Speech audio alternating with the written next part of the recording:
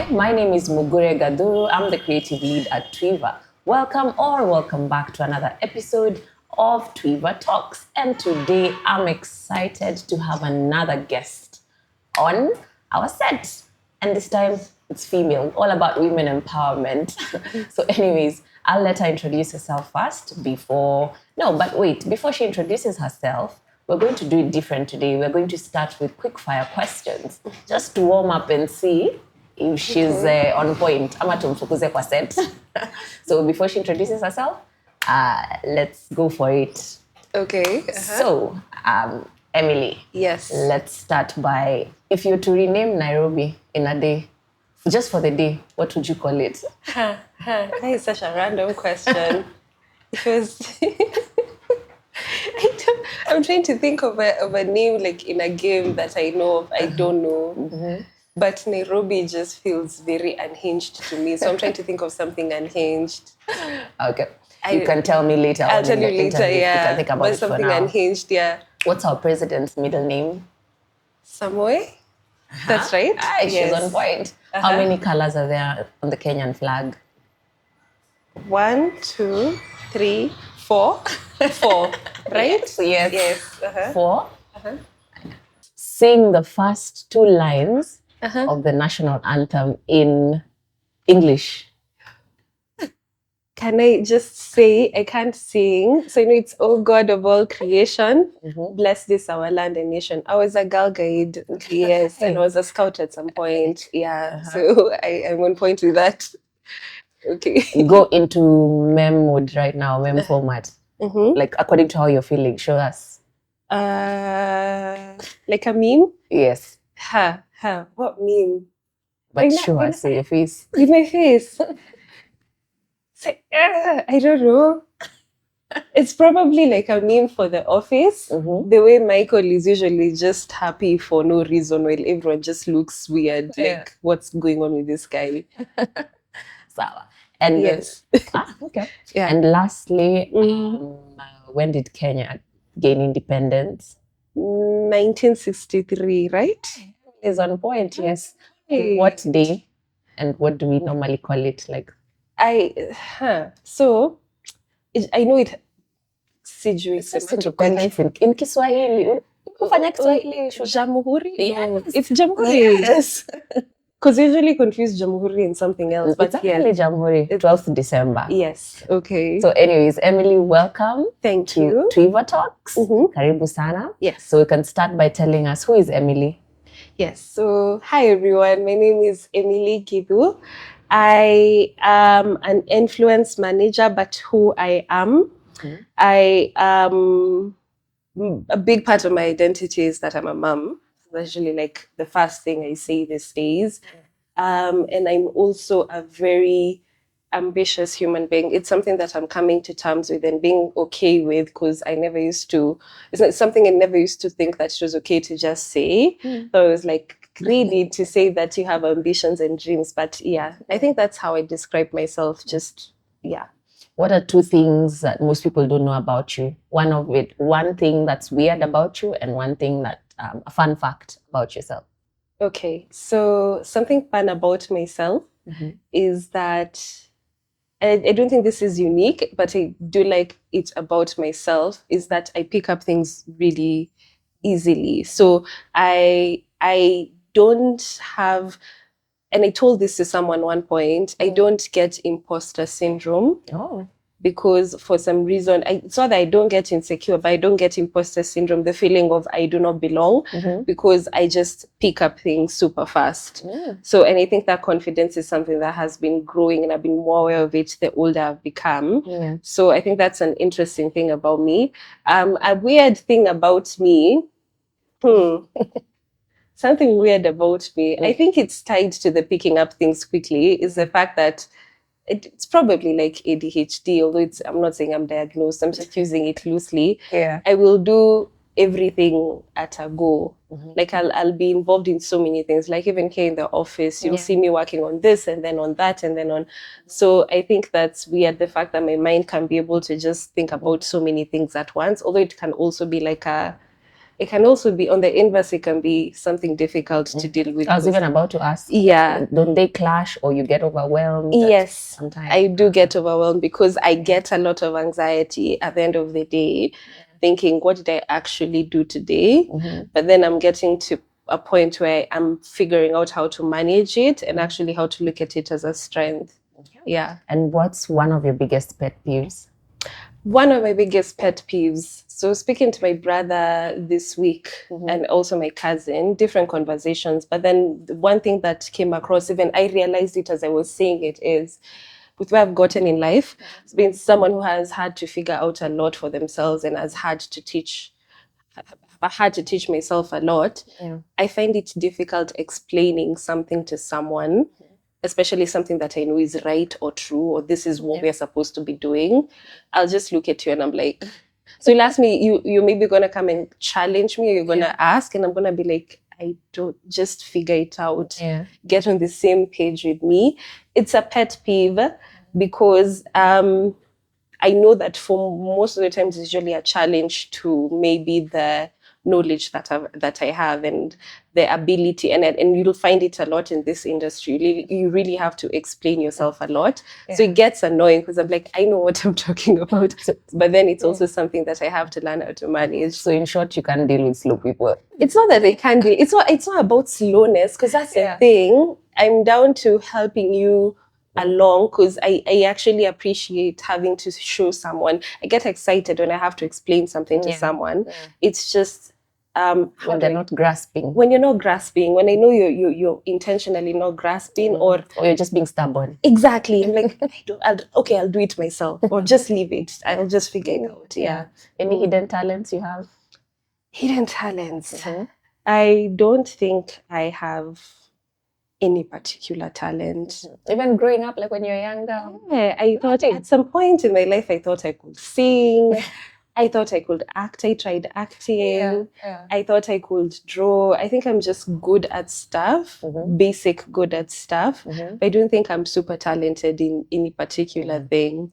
Yeah, I think I'm one of those people who I'll identify what I want to do and I'll become good at it through like repetition. There's no like hidden talent within that. I'll just like pick it up and immediately be good at it. Yeah.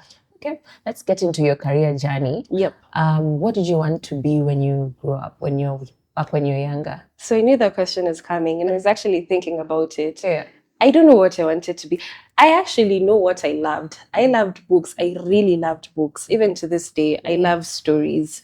And that's why I work in the space that I am in, because of stories. So I loved books. I always collected books. And my first business, the first way I made money, was selling off the books, the ton of books that I had. So there was a restaurant opening up near home, and it was this like boho, very not fancy, but it was just like a boho space, and they had a lot going on. They'd sell art. It was like those coffee shops that had a lot going on. So I went and I started selling my books there. So tying back to the question, what I thought I wanted to be growing up, I think now tied to that, I thought I'd naturally work in publishing, maybe write my own book, or maybe write in any other form, like maybe a blog or movies and stuff, or I'd actually sell. So I thought I'd land into either of those two spaces. Yeah. So at what point did you land into now the journey you are today? What did you study in school, actually? Let's start from there. Yes. So with the reading thing, I was obviously good in languages and a lot of the humanity classes in high school. So like all the people who were just like me went into journalism. So once I got into journalism, I realized that I liked it, but I also didn't like it. And it didn't stick with me. So once I was done, I started doing influencer management, but I actually didn't know that's what I was doing. So the first job I ever had, and I had it for quite a short period of time, because after is when I had my daughter, is I worked for Mwalimu Rachel. I was part of her team. I remember I was brought in to help create content for her pages. very short amount of time. But then from there is when once I joined the workforce again is when now I came into now the marketing side of things. Yeah. And how would you say that journey has been? Any challenges? Yes, I'm not gonna lie, it's not the easiest of spaces to get into. I think a lot of one of the biggest thing that has contributed to me being here is luck. It's just people giving me a shot, people referring me, people just believing in me. So in as much as I've always been prepared, I can't say that a lot of it was just due to me being good at what I do. There's a lot of people just saying, you know, I like you, I'm going to give you a shot. So it wasn't the easiest of places to navigate in because so someone is going to give you a shot. That means you're coming in to learn.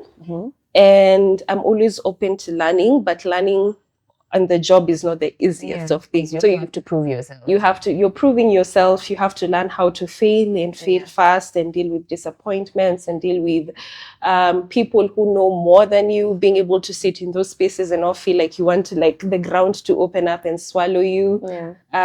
People's skills as well. There's a lot of learning you have to do. I feel like my career trajectory was really that was really fast. How I've gotten to where I've gotten. And I owe it a lot to people who just were like, you know, Emily, there's an opportunity here. Do you want to come and try it out? So I owe it a lot to people like that. And also to myself for coming in and actually working. So I am at a point right now where I'm confident in myself. I know, okay, when I'm sitting in a room, I know what I'm talking about.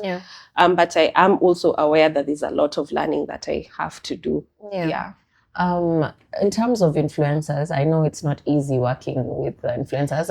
I have experience being a producer. That's my area of expertise. And I've worked with like artists who are really stubborn. So how do you deal with such? Because I know from your journey, you've definitely dealt with hard heads that know this is I'm the one who knows everything, and you're going to work with my time, you're going to work with what I want. How do you deal with such? Because if there's anyone also watching this who's an influencer, so that they can also know what to do, what not to do. So okay, I one thing people need to understand about the job of influence is that this is a people's job. This is where you're interacting directly with people. There's no big corporation that you're signing contracts with and coming to the table to negotiate. It's a human being, an individual. And I can say that for a majority of my experience with influencers has been good. Because I have gotten the opportunity to work with top brands and engage influencers on their behalf and see how much the influencers actually appreciate the opportunities of coming on board for some of these huge campaigns that we've been part of and how much they are invested in actually doing a good job. So for me, what I'd say my job is or my calling is in this space is just to represent them in the best possible light. So I'm brought in to be an influencer manager. I automatically work for the business that I am in and for the clients that I work for. But I also feel like influencer managers need to have heart. And that is what will actually help you connect more with the individuals that are actually your resources, like your bread and butter. Influencers are people just like us. So if the moment you understand their needs, the moment you understand their concerns, the moment you learn to approach them and connect with them on a human to human level, these are the same people who will come in and be like, you know what, your budgets may be small, but I can make it work for you. You know what, this is an ask that was not something we had discussed on, but for you, I can be able to do that for you. Payments here are slightly late, but we'll figure this out for you. So I feel like, and it's something they speak about a lot of people who do influencer management don't know how to do influencer management, partly because there's no appreciation of the amount of work that influencers actually do, partly because of the pressures that come with being an influencer manager and having to represent the best interest of the brands that you work for. So if businesses would orient themselves to actually be influencer first and actually represent them well, influencers are going to soften up to you. because they're very well aware that these are opportunities they're getting. They know that this is not a consistent cash flow for them. You hear influencers saying they left their 9 to 5s to follow this path. They are fully aware that this is one of those things where you might be paid today, but tomorrow you might not have any gigs. So they're always ready to do a good job. The point is, how do you bring it out? So influencer managers need to be people first, in my opinion. You've spoken about opportunities, especially when it comes to getting gigs and money. One time you have it, one time you don't. Which brings me now to Twiva, which is a creator platform. And we give those opportunities to those same influencers. So tell me about Twiva, so that influencers out there who are having such challenges, what should you tell them about Twiva, and why should they know about Twiva? Because social media the digital world is evolving every day. And Twiva is a platform that is definitely giving opportunities to the youth. So I went as an employee of Twiva, as someone who works here, I'm not gonna lie, it gives me a lot of joy to work here, especially because it aligns with my vision for what I want to be and what I want to represent as an influencer manager, someone who navigates the influence space. A whole setup here is made for the influencers. It's not made for clients. I'm not saying it's not made for clients, that it's not going to favor clients. But the moment clients realize that when the influencer is happy, then they will be happy as well. It's the moment when we're all going to hit gold. Because again, let me bring it back to the point of, I'm going to involve influencer X who has more than 500,000 followers, who are people who intentionally clicked that follow button, intentionally clicked that subscribe button, intentionally search up their names and go say, okay, what did influencer X do today? What are they talking about today? What's their latest upload today? That there's a lot of intention behind influencer marketing. Is one of the places where you directly connect to the individuals, because following an individual and being in their crowd has a lot of intent. Not even speaking about the reach you get from them having really good content that is favored by the algorithm and lands on other user pages as well. So the fact that Twiva has made an ecosystem that is super favorable to creators, all the way from the discovery, all the way down to how we handle them. A dedicated team here who I've seen, as I joined the company, I've seen does a good job interacting with influencers. They understand the human connection that is needed there, down to the semantics on payments and the apps that we're the features on our platform that we're building to make sure that their overall experience is good and favorable, and that as they always come back, it's very consistent for them, removing a lot of the blockers that make this process difficult and less human. I'd say working at Twiva is a good place for me to actually execute what it is that I want to execute. For influencers, being able to pick up the phone and tell them that, do you know that if we work with you on this campaign, I can guarantee that we're not going to delay with your payments, because we actually do ABC to make sure that your payments come in at this time. So don't worry if it's going to be who it's this, you're not going to have that experience here. Knowing that there's again, going back to the dedicated team, people who are there 24/7, speaking to our influencers and actually connecting with them. So I feel like the executions that we do here for influencers, this is the space where they need to be in to be able to actually grow. A lot of influencers are looking for opportunities for growth. A lot of them are very thankful for the opportunities that we give them. You'll always get calls from influencers like, yo, thank you. You actually came through for me. You were probably the first person who believed in me and gave me a connection to this first client, and that has propelled me into getting, 5 calls within the period of a month. They appreciate it. So the fact that Twiva has actually set up an influencer fast platform is really cool, in my opinion. So for creators out there, someone who has a camera, but they don't know that they have the idea, they just don't know where to start. Seeing as very many young people these days, the trend is just, I want to be a creator, I want to be an influencer. I mean, you can't blame them anyways, because job opportunities are very rare. But for someone with that idea, they want to be a creator, what would you advise them? Where would you tell them to start? Yeah. Yeah. I'd say just start. Start with what you have. Right now, as we're doing this podcast, I'm shooting my time lapse over there. I always look for opportunities to create content. My account is probably private, but just get yourself used to being in front of a camera. Get yourself used to tinkering with your phone and the platforms, and just start. Okay. You don't need to have the latest iPhone. You don't need to have the fanciest of setups. If you actually look at the creators that are there on TikTok, and I think TikTok is the best platform to look at the versatility of creators that are there, and the potential that is there with just starting. Yeah. Just go and look. You'll see there's someone who shoots content at a maize field. There's someone who's shooting in their bed sitter. There's someone who's shooting next. There's a tank behind them.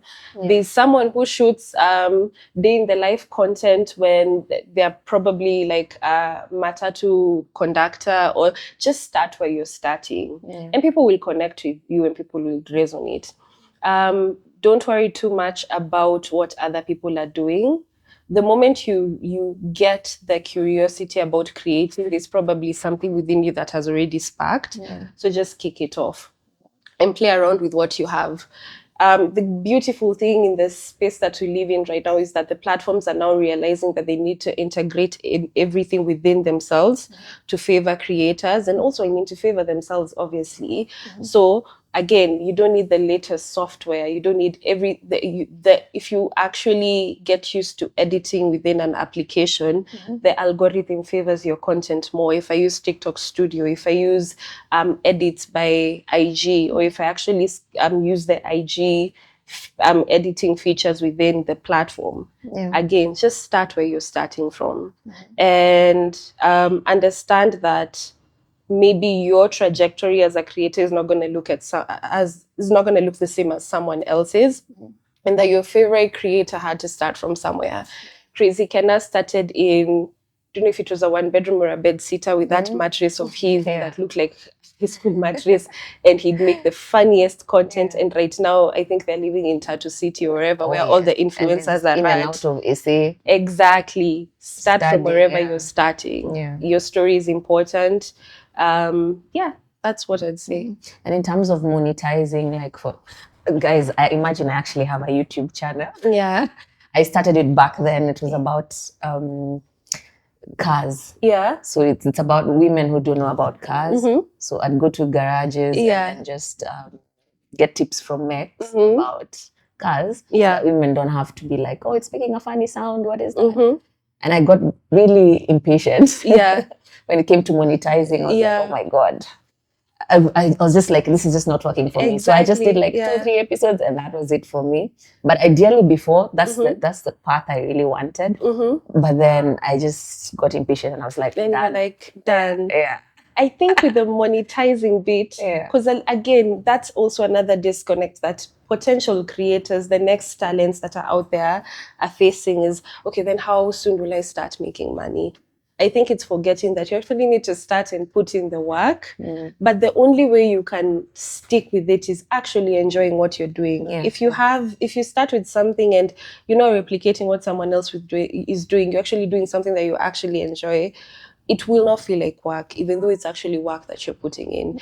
I know if you research and you look at what these platforms need, the basic requirements they need for you to start monetizing, you can be able to make yourself a roadmap and be like, okay, if it's TikTok, I need to get to 1,000 followers in order for me to start going live and in order for me to start making money on live. So it's easy for you to map it out. I usually say with content creation, there's nothing difficult about it. Just get it started. Just figure out how you're going to get it started. And be online, look at content as many times as you can, so you can shake off because again, there's another thing that people get scared of, is looking cringe online. It's okay to be cringe. It's okay to be, just start it, and then eventually you'll be more natural with it. Thank you so much, Emily. Yes. It was a pleasure having you here. Guys, I hope you've gotten a lot of insight from that. Just take that camera, start. Yeah. Hata kama niko hiyo bed sitter, hata kwa barabara, just we anza tu. Kama ni rooftop, but Yes. it was in a kokio kwa nyuma. There's nobody cares. Just start. Yeah. So thank you so much for tuning in to Twiva Talks. Make sure you hit that subscribe button. Make sure to check our website for those creators especially. www.twiva.com. Go in there, check it out. You can open an account. You can join as an influencer or biashara. Just go check it out and see. So thank you. See you next week, same time, same place. Deuces.